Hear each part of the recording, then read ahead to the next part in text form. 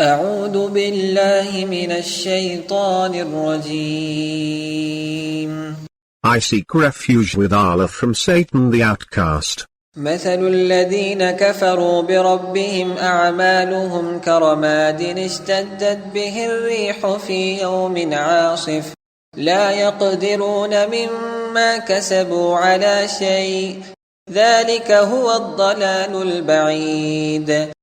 The likeness of those who disbelieve in their Lord, their works are like ashes, in a fierce wind, on a stormy day.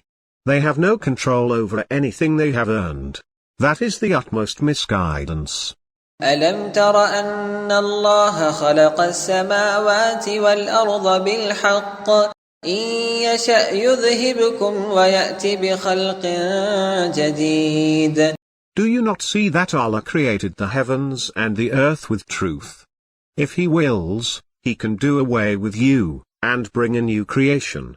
وما ذلك على الله بعزيز. And that is not difficult for Allah.